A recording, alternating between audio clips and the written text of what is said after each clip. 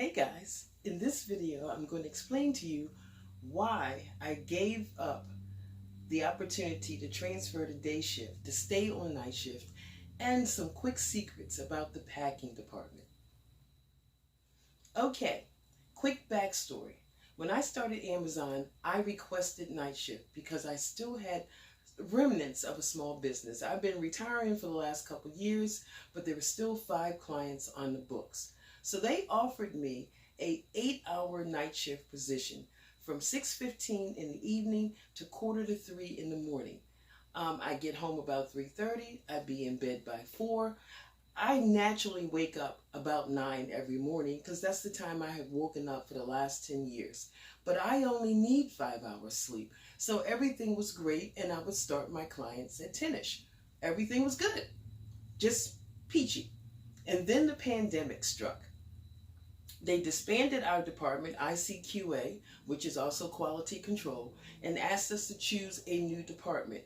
Everything else in Amazon is 10 hours. So I ended up in packing, and I'm not going to lie to you, nothing, and I have been a professional home cleaner for almost 24 years, nothing prepared me for packing at Amazon. It is the most constant movement, the fastest pace. There is so much, I guess a polite word is excitement, or I could use a derogatory word of chaos and drama. You know, there's just so much going on that it was just really hard for me at first. And the fact that the 10-hour shift, I get off at 4:45 now. That means I get home at 5:30, I get in bed at 6, and my body still would wake me up at 9 p.m. Now I'm not getting 5 hours sleep, and it has been hard. Now, some of the reason it was hard is because I probably needed to change the way I did things. You know, I still tried to live like I was doing day shift, and you can't do that on night shift. It's like I had to stop running errands on the days that I have to be to work at night. I have to save them for my days off, because usually about 3 o'clock I get sleepy. And you know what? I need to lay down and take that nap from 3 to 4:30, because it was so bad that I started falling asleep behind the wheel when I would get off in the morning.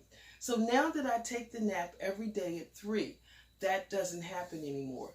But those are the things that contributed to me wanting to go to day shift. So I applied for it, and I'm told I'm supposed to find out by a certain date. If you don't hear from us, you didn't get it. And I'm like, well, damn, okay. The date came and went. I figured I didn't get the job. So now I'm like, okay, I can reapply in 2 weeks, which I'll do. But in the meantime, I have got to do something, because law of averages catches up with everybody. And one day I'm going to fall asleep behind that wheel. So that's when I decided I have to do some things differently. And if you work night shift, maybe some of these things will work for you too. One, I eat. And I don't mean cupcakes and chip and dip. I eat a bowl of cereal. I will eat some microwave pancakes and waffle, or microwave pancakes and sausage, but I put something on my stomach that's not junk, because when I wake up at 9 o'clock, at least I won't wake up hungry, and so I can lay there and maybe go back to sleep for another hour or so. But if I wake up hungry, I'm going to get up. That seems to be the biggest thing that helped me get enough sleep. Eat before I go to bed, you know, so I don't, when I wake up, I'm not hungry, and I can lay there and try to go back to sleep. Taking a nap in the afternoon about 3 o'clock, and you know, a shot of Grand Marnier before I go to bed doesn't hurt at all. So, you know, that's a little tip for me if you work nights. But I found that nights actually work better for me because my days off went further. With the days off I have now on nights, I have Wednesday, Thursday, Friday off.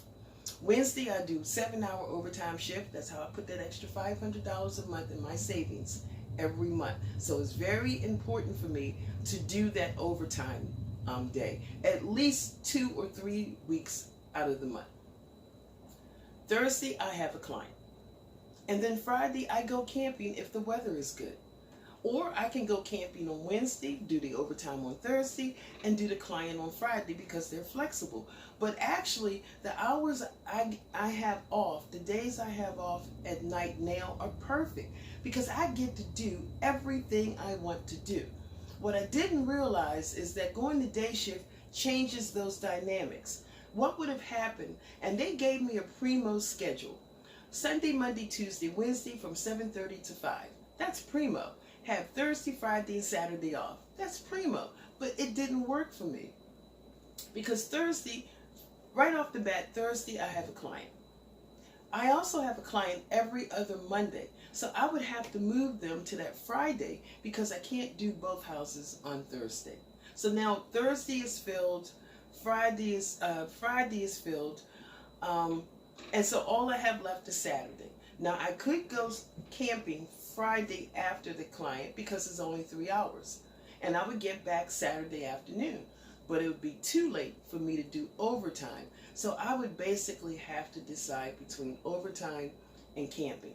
And quite frankly, Amazon is a lot to get used to. And the fact that I've gotten used to it and I've gotten used to my job, there is a lot of sweat equity involved. And if I have to do all that, then I deserve to get what I want. I want to be able to do overtime, do my client, and go camping. So that's the reason why I decided to stay on night shift.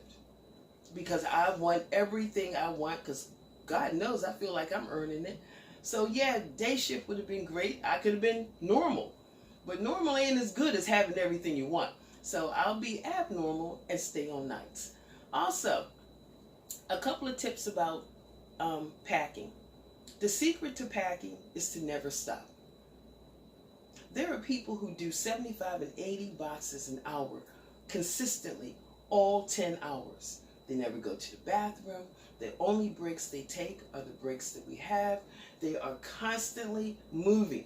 They don't move to another cubicle and talk to their friends. They go get their stuff. They pack it. They go get some more stuff to pack. They go get some more stuff to pack.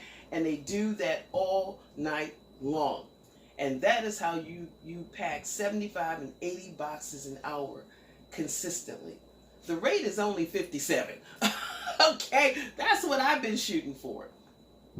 57 puts you in the middle of the pack because there are a whole lot of people who pack more than you and a whole lot of people who pack less than you. So as someone explained it to me, if your only packing rate, it'll keep your job. If you slip, well then you slip back there with those people who probably won't keep their job. But remember, Amazon is a jungle. As long as you don't slip behind them, then you won't get eaten. So the thing about Amazon is to always position yourself where you are always surrounded. You don't have to be the top person, but you don't want to be the bottom person either, because the bottom people get eaten, and sometimes the top people get eaten too, because they're blazing that trail. So in the middle is good. And yeah, I guess that's all I wanted to tell you. If anybody else wants to know anything about packing, God knows I've had my share of experiences with it. Also, there's something called cherry picking. That's when you bypass a cage full of water because you don't want to lift all that stuff and have to box it and take the cage behind it. You cannot do that. It's called cherry picking. But what you can do is go to the bathroom and hope it's gone when you get back. Power tip from Sheila. Have a good one, guys. I'll see you in the next one.